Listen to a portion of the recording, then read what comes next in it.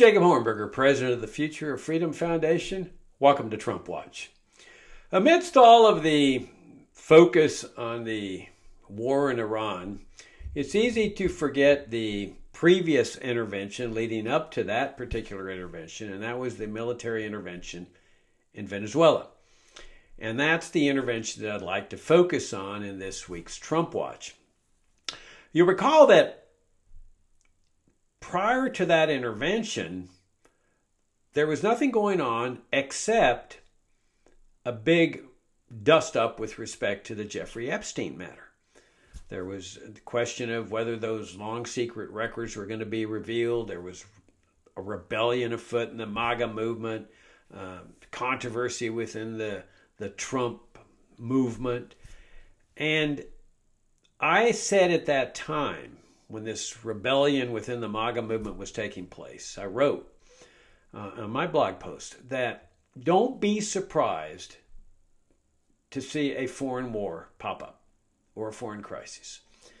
And the reason is because this is the time-honored way that rulers have put down dissent within a country. The Roman emperors did it all the time, that whenever people would start to rebel against out-of-control spending and debt and taxation, the same thing that Americans are experiencing today, the Roman emperors would just start a foreign war against some, official enemy, adversary, competitor, opponent, and then that would cause everybody to focus on winning. And notice, that's what's going on with Iran. We got to win. What can we do to win? The whole focus is on the war. And it's distracting. It's a very successful vehicle that the Roman emperors used because everybody would rally around the flag. We got to win the war. And they'd forget the rebellion. And so that was why I said, don't be surprised to see the same strategy be done here. James Madison pointed this out too, the father of the Constitution. So, almost like clockwork, this huge armada of Navy ships starts approaching Venezuela when there had really been nothing going on with Venezuela except, the sanctions and the immigrants and so forth. But there wasn't this big national security crisis, but suddenly there was. And so the whole media attention, the nation's attention starts focusing on this possible intervention. And unfortunately, I think for people that thought that this might quell the Jeffrey Epstein matter, it didn't work. But what was interesting was that everybody assumed that this intervention, this massive armada, was going to result in a regime change. And clearly the dissidents in Venezuela were thinking that, and many of them undoubtedly were hoping that it would, because it was clear that they were in a position where they found it too difficult to oust the Maduro Chavista regime all on their own. Keep in mind that there's gun control in Venezuela. Not surprising. This is a socialist communist regime, and gun control inhibits people's ability to overthrow a tyrannical regime. But throughout the time of the Hugo Chavez and the Maduro regime, the U.S. government took a very, very antagonistic attitude toward this regime, ostensibly because they're socialist communists, but mostly because they were independent. They were independent of the empire. The empire hates that. All empires hate it. The Roman Empire hated it when there were independent areas, independent of the empire, that would not follow orders. And so they hated this Venezuelan regime because it was independent. So they imposed sanctions on this regime. They said, it's because they're a narco-terrorist regime. In other words, they're selling drugs illegally, or they're inciting terrorism around the world. They're a narco-terrorist regime, along with the fact that they were a socialist communist regime. So the U.S. imposes sanctions on the basis that this is a bad regime. And they said it was an evil regime. Now, the way the sanctions would work is that they would target the Venezuelan people, the private sector, with death through starvation or illness. In other words, they would contract the Venezuelan economy to such a point where people couldn't survive. And I mean, that was what happened, for example, in the CIA inspired coup in Chile. From 1970 to 73, President Nixon told the CIA secretly, go in there and make the economy scream. Well, what he meant by that is create chaos and crisis for the Venezuelan people so they will rise up and oust the Salvador Allende regime, which was a socialist communist regime as well. And so that was the idea of the sanctions. When you combine the sanctions with their socialist central planning system, it operates like a vice, squeezing the lifeblood out of the Venezuelan people, just like they were trying to do with the Chilean people. The same thing they're trying to do and have been doing with the Cuban people, and what they're doing with the Iranian people right now with the blockade. Trying to kill them as a way to achieve regime change, because they'll rise up and rather than starve to death and oust the regime. Not sure how they're going to do that without guns, but that's the idea. But the mindset was we have to get rid of this regime, and that's what the sanctions are. And the sanctions were tremendously successful because they in combination with the socialist central planning, they constricted the economy. They straitjacketed the economy so horrifically that millions of Venezuelans left in an effort to survive. It was the only way they could survive. Now, if you just have a straight socialist country with no sanctions, usually people will figure out a way to survive. There's outlets that they can do. But once you impose sanctions, it's like a vice. There's no escape. And so you either stay there and die, or you try to escape to another country and eke out a living in some illegal job or something like that. And that's what happened here. Now, the thing to keep in mind on this escaping business is that in order to escape, you have to have a country that you can escape to. Because if every country says, no, you can't escape to our country, then you can't escape. And that's what the U.S. wanted. The U.S. wanted no escape because they wanted those people to stay there, to die, because that would give them the incentive to oust their regime. Again, I don't know how that was going to happen without guns, but that was the idea. You stay there and die, or you oust your regime. Because the regime is so bad, because it's a narco-terrorist, socialist, communist regime. Well, fortunately, there were a couple of countries in South America that were willing to take these refugees.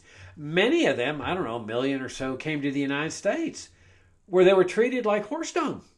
I mean, here, the U.S. had caused them to have to flee their country because of the sanctions. And when they come here to survive, they're treated like horse dung.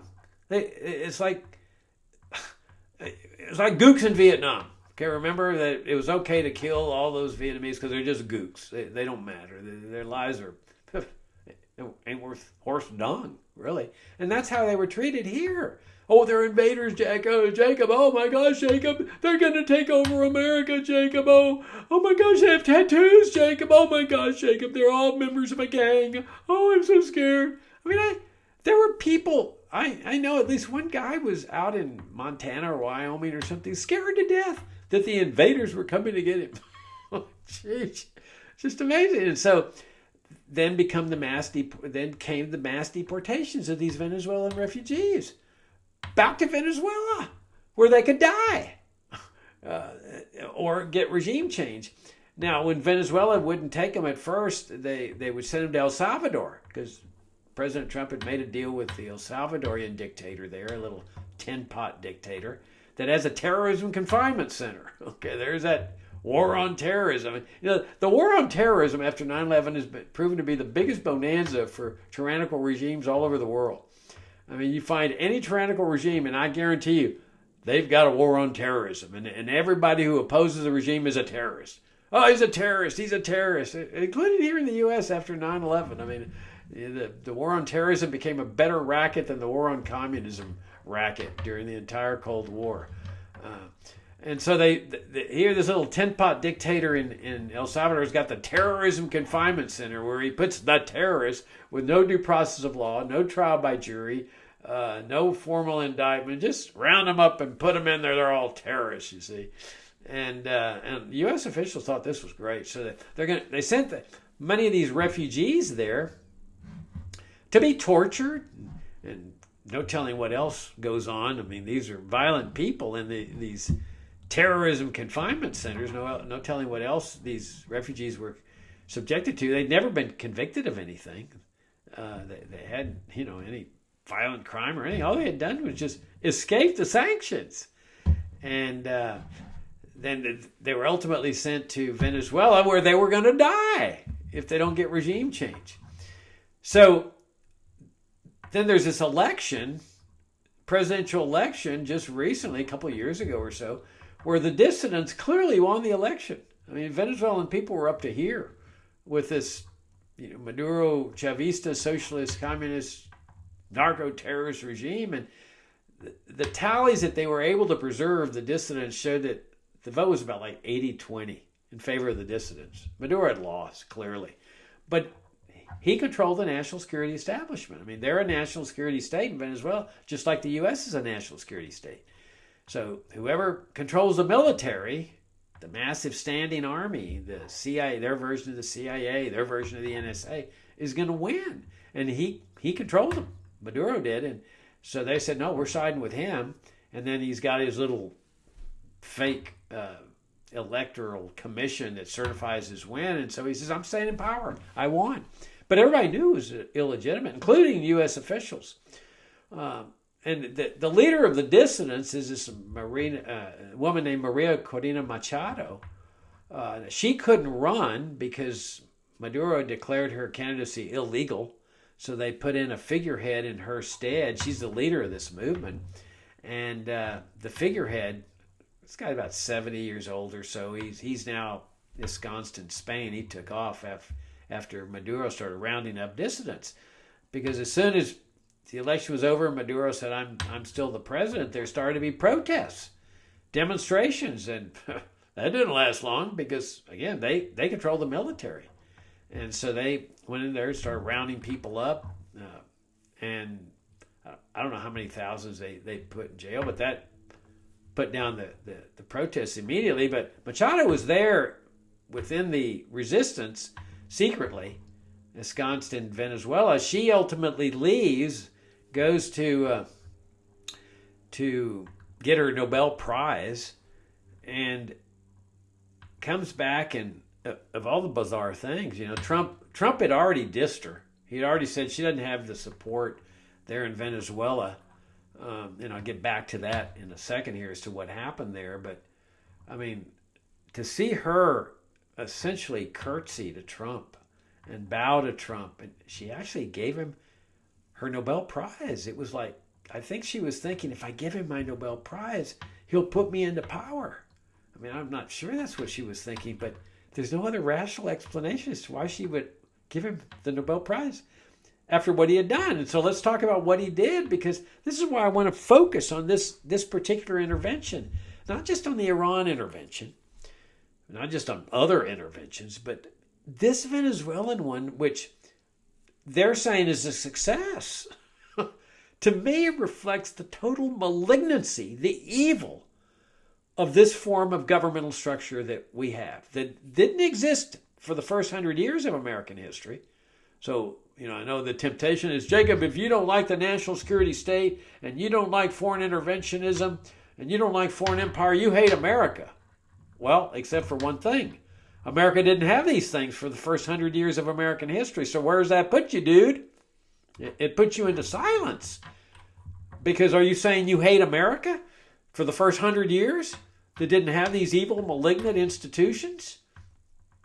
So as the national security establishment comes up to Venezuela, massive Navy armada in the midst of the Jeffrey Epstein rebellion, comes up, everybody's thinking this is going to be a regime change operation. And there was undoubtedly people that were hoping it was going to be in Venezuela. They said, well, we can't do it ourselves, but the U.S. military can do it. And they could have done it. All they had to do is invade and take out Maduro, put in Machado, and that would have been it. That's not what they did. And this is where the malignancy, the evil of this regime comes in.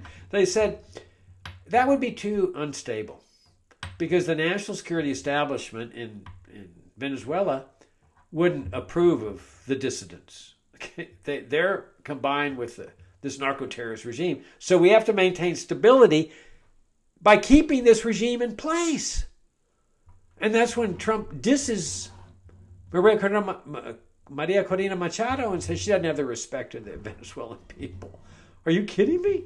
She would win an election hands down. Now, I think she's lost a lot of respect. I have no doubt she's lost a lot of respect with her curtsying to President Trump. She should be condemning him, criticizing, and saying, what are you doing supporting this regime that you used to condemn, that your national security establishment itself used to condemn? What was your sanctions all about? Your sanctions were designed to create suffering among the Venezuelan people so that we would oust this regime from power because you all said that it was an evil regime. And now you're partnering with it. Now you're maintaining existence. That's what she should be saying. But instead, she's curtsying. She's giving a Nobel Prize to Trump. Saying, oh, President Trump, thank you for helping us bring freedom to Venezuela. Freedom to Venezuela? It's the same regime, Maria. Look at it. It's the same regime. And she seems to understand this because she criticizes Delcy Rodriguez, who had been vice president under Maduro. She had never been elected. She was just appointed vice president. That's her system. But she says, oh, well, Delcy Rodriguez, she's just following the orders of Trump. Well, of course she's following the orders of Trump because Trump had this oil embargo on that was as brutal as this embargo in Iran. I mean, the oil embargo was specifically designed to create economic devastation among the private sector in Venezuela as a way to bring the regime down. There was going to be massive starvation. I mean, the Romans used this strategy.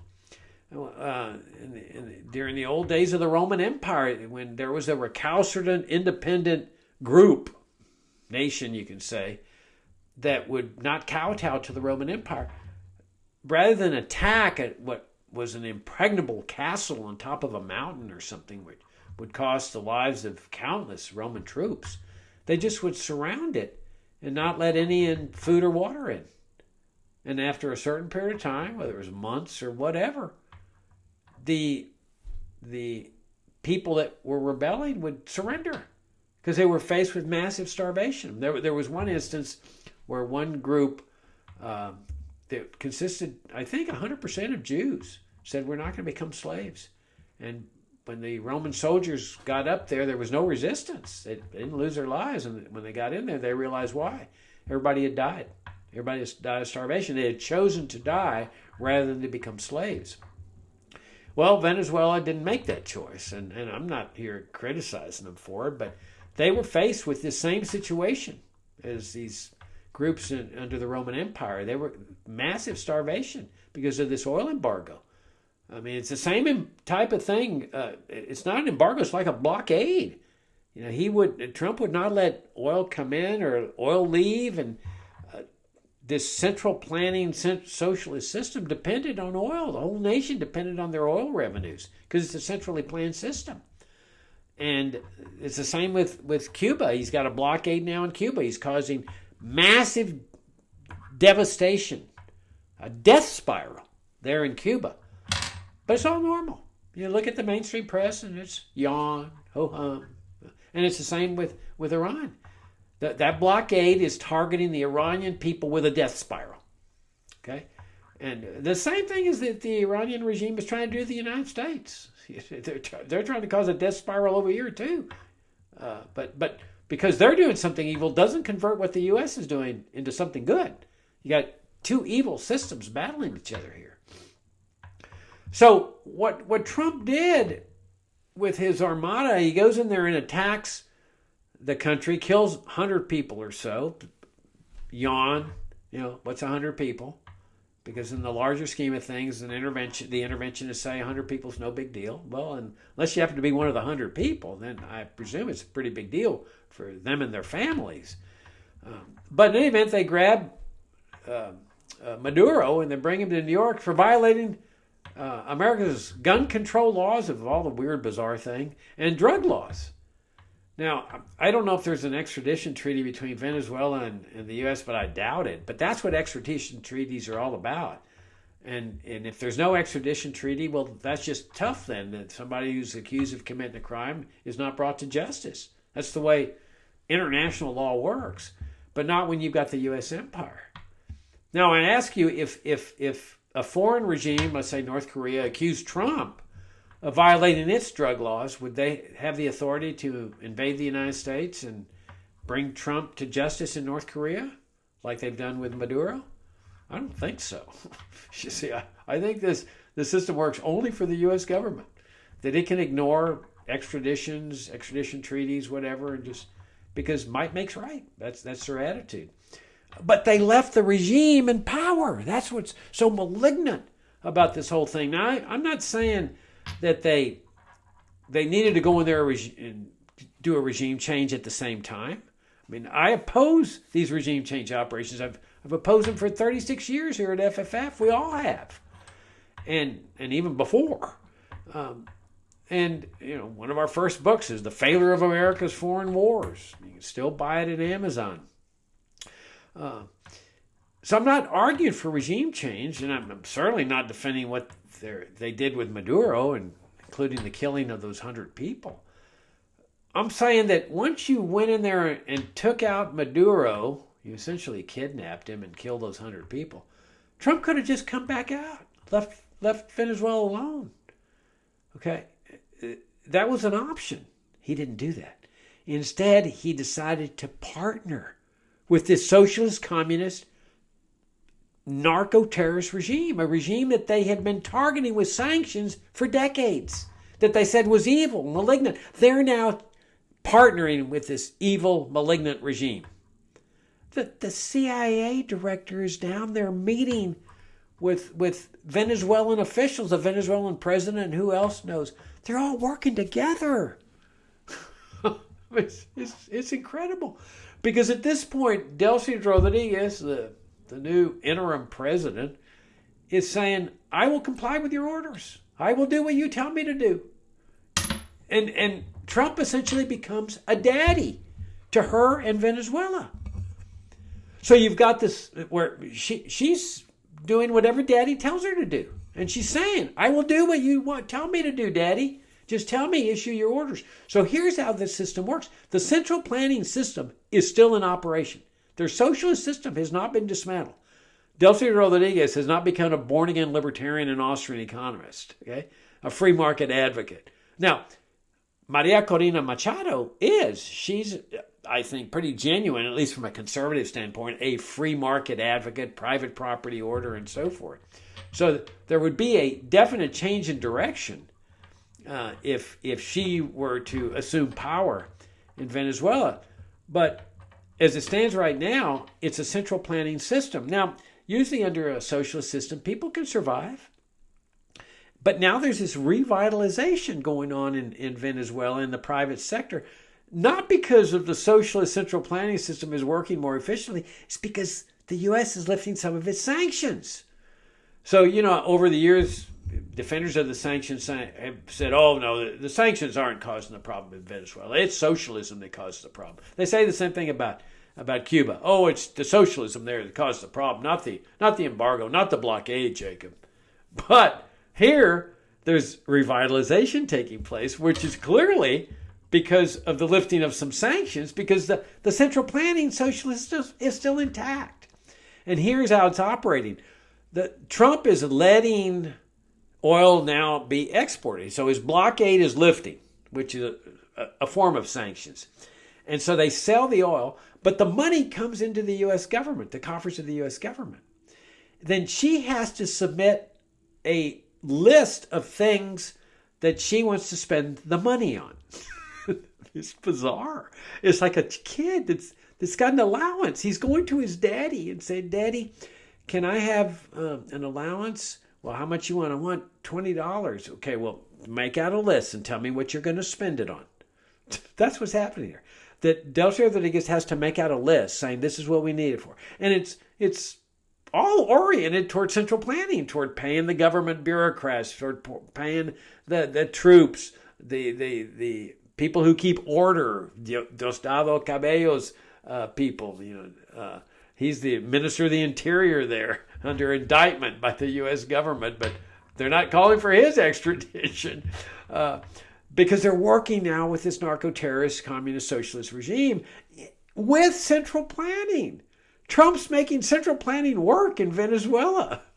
Now, I don't think this is going to last. I don't want to be making any predictions here, but foreign interventionism has been a failure every time it's been tried. But sometimes there's a delay. Like in Guatemala, when they destroyed Guatemala's experiment with democracy by ousting the democratically elected president in 1954, I think it was about a year before civil war broke out. And then it lasted 10 years or so and killed over 1 million people. But by the time it gets going, people tend to forget that it was the CIA's intervention that brought about the deaths of these 1 million people. And I have a feeling that's what's going to happen here, but it's got to be smoldering there in Venezuela because it's so bizarre. Where are the dissidents now? Well, okay, Maria Corina Machado is over there curtsying to Trump. Trump is her daddy too. She's saying, "Go, President Trump, thank you for helping bring freedom in elections to Venezuela." When we don't know when the elections are going to be held. They say, well, maybe sometime in the future, but clearly not now. And Trump's like glowing with excitement over this socialist communist Delcy Rodriguez. And so Maria Corina Machado is saying, "Daddy, when are you going to let me be president?" I mean, and you got Delcy Rodriguez saying, "Daddy, here's my list of things I want to spend my allowance on." And the whole thing's so bizarre. And it's got to be unstable because there's got to be resentment smoldering within the dissidents. Now, Maria Corina Machado said several months ago that she was returning to Venezuela. And those of you who've been watching Trump Watch for a while know that I said that ain't going to happen. That's just not going to happen because it's going to dawn on her that she cannot do this. They'll kill her. They'll kill her immediately. They've got an arrest warrant out for her. And Trump is certainly not encouraging her to go back. And if she were to go back, and I kept thinking this is going to dawn on her at some point, and it did, because she hasn't gone back, and she's not going back. She announced recently that maybe she'll go in December, okay, or maybe sometime in 2027. Well, because she's wised up. She realizes they'll kill her. First they'll arrest her for treason because she sided with the U.S. in this intervention, and which is bizarre because they're partnering with the U.S. But they still have a bunch of their political prisoners there in jail. These people have not converted to libertarianism here. This is my point. They're following orders because they don't have a choice. They're like the people that would get defeated in the Roman Empire. They've essentially become slaves. But that didn't mean they love their slavery. But the dissidents there, they have to be smoldering. I mean, angry. Because if I were them, I'd say, "What the heck are you doing, Trump? You're now fortifying the regime that is illegitimate and that has taken away our freedom for decades, not to mention our economic well-being with its socialist communist system. You're fortifying, you're partnering with it. You got your CIA down here cooperating with all these, their counterparts in the Venezuela's version of the CIA, the Ministry of the Interior and so forth." And I mean, look, what would happen if some of the dissidents got a hold of weapons and attacked some military installation where there happened to be some U.S. officials there visiting? I got a feeling, well, not a feeling, they would be condemned as terrorists, right? They've attacked the regime, they're terrorists.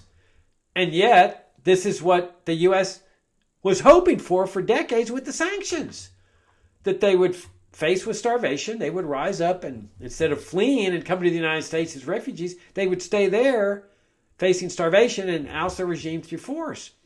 But now, They'd be considered terrorists. They'd be considered terrorists even before then. But now the U.S. would consider them terrorists. And they would say, go after them. They would tell Delcy Rodriguez, go after those people. Kill them. Put them in jail. Punish them for being terrorists, for having done this attack. And yet Jefferson writes in the Declaration of Independence that people have a right to do this when government becomes destructive of their ends, which are life, liberty, and the pursuit of happiness, as well as the illegitimacy of a regime that won't stand for elections. In other words, the U.S. government is supporting, maintaining the essence of tyranny, a regime that is the very model of tyranny.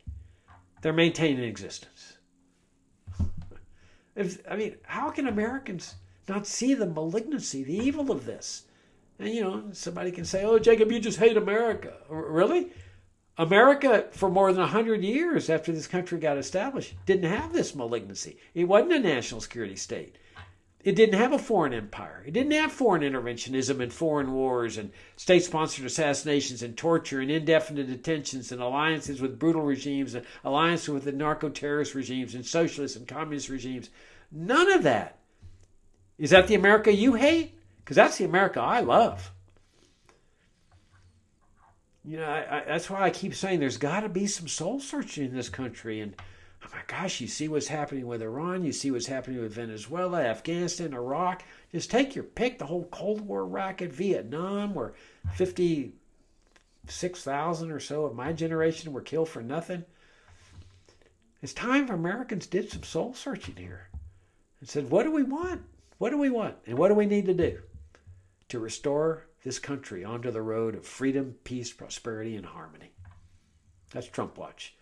For this week, thank you very much for tuning in. And as always, thank you for your great support of the Future of Freedom Foundation.